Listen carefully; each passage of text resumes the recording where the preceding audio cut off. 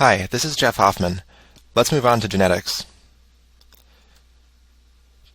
Just like most things in medicine, genetics has a set of terminology that you should be familiar with. Let's get right into it. Codominance occurs when neither of two alleles are dominant or recessive, but both contribute to the phenotype in a heterozygote. An example would be blood types. This means that in patients who are heterozygous or have one of each type of allele, A and B, each allele has an effect. Variable expressivity is when individuals who have the same genotype have a different phenotype. For example, two individuals who both have the same mutation in NF1 can have different presentations of neurofibromatosis.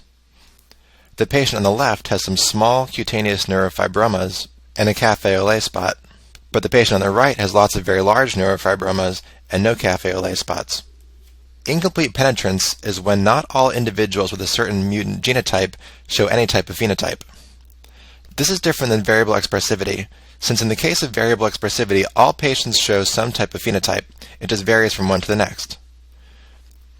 An example of incomplete penetrance is the BRCA1 mutation, which can cause breast cancer in some people, but have no effect in others. By the way, do you know what the BRCA protein does? It's used to repair double-strand breaks in DNA. In pleiotropy, a genotype can cause multiple different phenotypic effects. So you might say that a gene has pleiotropic effects. For example, what are some of the effects of phenylalanine hydroxylase deficiency, which causes phenylketonuria? These patients can have such symptoms as intellectual disability, lighter colored skin, hair, and eyes, and a musty body odor. This might sound kind of similar to variable expressivity, but variable expressivity is the occurrence of different phenotypes in different people, whereas pleiotropy is a variety of different effects in the same person. Anticipation is the process by which the severity of a disease worsens or the age of onset of the disease is earlier in succeeding generations. In other words, if your maternal grandfather has a mild disease, and then your mother has a moderate version of that disease, and you have the most severe version. An example of this is Huntington disease, which we'll talk about more later. Loss of heterozygosity is something we usually talk about in the context of cancer, or more specifically, tumor suppressor genes. So let's say we have these two chromosomes in blue, and the red line represents a gene, specifically a tumor suppressor gene, like maybe p53. If one of these genes is knocked out, or has a mutation that makes it not functional, we have a heterozygous state, and the remaining copy on the chromosome is sufficient to prevent tumors. But if both copies are defective, then we have lost heterozygosity and are no longer able to prevent tumors. This is also referred to as the two-hit rule. So what do you think about oncogenes? Does this rule apply to them also? The answer would be no, because even one single mutation in an oncogene is sufficient to cause cancer. You don't need the other copy to be mutated as well. Remember, a tumor suppressor gene is something that shuts down the cell cycle, and an oncogene is something that stimulates the cell cycle. A dominant negative mutation is one that prevents normal function of the gene but has a dominant effect. So even if only one allele has a dominant negative mutation, its protein product will prevent the protein product of the wild-type allele from functioning. For example, let's say you have a transcription factor, and a transcription factor needs to first bind to a specific DNA sequence, usually in response to another stimulus, and then initiate transcription of the nearby gene. Now let's say that one of your two genes that code for this transcription factor is mutated in such a way that it will bind too tightly to that DNA sequence, but it won't initiate transcription. Now it will bind all the time, so the normal healthy copy will never get in there and will never transcribe the gene. Linkage disequilibrium is a tricky one, so I'm going to bring back my chromosome model to make it easier to understand. Now normally we have 23 pairs of homologous chromosomes, but let's pretend we just have 3 to make this simpler. I'm showing some genes here as red lines. Now remember, during meiosis, we're going to have these chromosomes segregate independently, and we'll end up with one of each in each gamete. I'll give these genes names. So let's say this is A, B, C, D, and E. And in the other gamete, I'll use lowercase letters. So again, we have little a, b, c, d, and e. Now before these separated, since chromosomes segregate independently, gene big A had a 50-50 chance of ending up in either the gamete with the big D or the little d. So what were the odds of the big A ending up with the big C? Now this is kind of a tricky one, but it's actually also about 50%.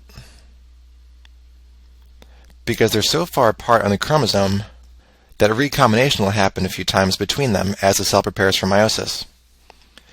Now, recombination is something we don't really get into in first aid, as it's not very high yield for the step 1, but just think of it as homologous chromosomes, just like the two blue ones, swapping homologous regions. Do you know what it's called if two non-homologous chromosomes, like the blue and the green one, swap chunks of DNA? That's called translocation, and I'll talk about that more later. Anyway, what do you think the odds are that the big A and the big B will stay together? Now these have a very high chance of ending up together since they're so close in the chromosome that there's a very low chance that recombination will happen between them. Now here's where linkage disequilibrium comes in. Let's say you only have little a's and little b's in a population, but suddenly in one person you see two new mutations, big A and big B, which are dominant, and big A produces, let's say, green eyes, and big B produces brown hair. And these are both new mutations, so nobody else in the population has green eyes or brown hair yet. Now for many generations after this, almost everyone who has green eyes will also have brown hair. So to put this mathematically, after a few generations, you might see an equal distribution of big A's and little a's, and big B's and little b's, so 50% of each. Now by normal Mendelian genetics, among all the chromosomes in the population, you would expect to have about 25% of each combination of B's and A's. However, since big A and big B are in linkage disequilibrium in the population, you might actually see a lot of chromosomes with big A's and big B's, and a lot with little a's and little b's, but hardly any with a combination of the two. So mosaicism is when some cells in the body have a different genetic makeup than others. This can only be caused by events that occur after fertilization, since anything that happens before fertilization will have the same effect on all cells in the body. Mosaicism can be caused by mutations that occur during embryogenesis. For example, if a patient would have an AB blood type, but a deletion of the A gene occurs in the cell that gives rise to half of the hematopoietic system, then half of the patient's blood cells will be AB, and the other type will just be A. A second way mosaicism can be caused is if two zygotes form, which would have ended up as dizygotic twins, except they fused together very early in embryogenesis. Now half of the cells will have the genotype that one twin would have had, and the other half of the cells have the genotype of the other twin. One last example is germline mosaic, which is when a mutation occurs that only affects cells that will give rise to the germline. This will have no effect on that individual, but will affect their offspring. The offspring will not have mosaicism since they will be derived entirely from a single cell, but they can have a mutation that was not present in their parent's somatic cells, causing a disease that the parent did not have. I also want to point out that random X chromosome inactivation in females, or lionization, is not an example of mosaicism, since all cells still have the same genetic material. The only differences between cells are epigenetic modifications that shut off one chromosome, which doesn't count as mosaicism, because even in other chromosomes, different cell types have epigenetic differences, such as a neuron compared to a hematopoietic stem cell. Locus heterogeneity is when mutations at different loci, or in different genes, produce the same phenotype. This can occur if two genes have the same function, or if they act in a sequence in a pathway. For example, Marfan syndrome, MEN2B, and homocystinuria can all result in a Marfanoid habitus, which means the patient is tall and thin with long fingers and joint hypermobility. There are also several genetic mutations that can cause albinism, such as in genes responsible for the production of melanin and genes involved in the transport of melanin from melanocytes to keratinocytes. Allelic heterogeneity is kind of an obvious principle, and basically it's just that if you mutate a gene in one place and it produces a certain phenotype, then mutating a different part of the same gene can cause the same phenotype. This is probably true more often than not, so it seems unnecessary to give one example, but in the book we have listed beta thalassemia, which can be caused by different mutations in the beta-globin gene. Heteroplasmy is the presence of two different versions of mitochondrial DNA, both existing in the same cell. Since you only inherit mitochondrial DNA from one parent, your mother, This occurs due to new mutations rather than the inheritance of different genotypes. A mutation can propagate, resulting in some mitochondria having the mutated form and others having the normal form, and both can be passed on to new cells after division, which is especially important if it happens in either an egg or soon after fertilization, since more cells can potentially inherit the mutant DNA. This can result in variable expression of an inherited mitochondrial disease, depending on how many cells get how much of the mutant DNA. Our last term is uniparental disomy, which occurs when an offspring receives 2 copies of a chromosome from one parent and no copies from the other parent.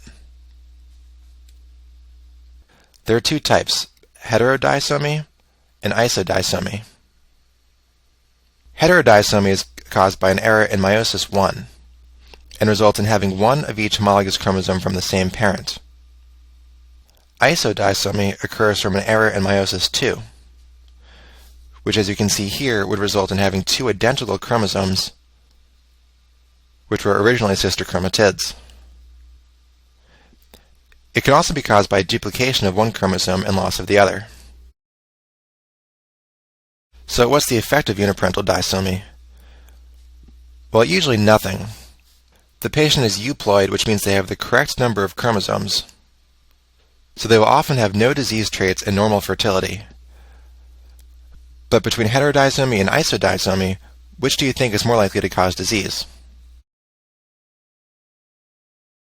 This would be isodisomy, because if the parent was a carrier for a rare autosomal recessive genetic disease, their offspring will end up with 2 affected copies and thus have the disease. This can sometimes look like imprinting, which I'll talk about soon, since you're only receiving genes that can be expressed from one parent.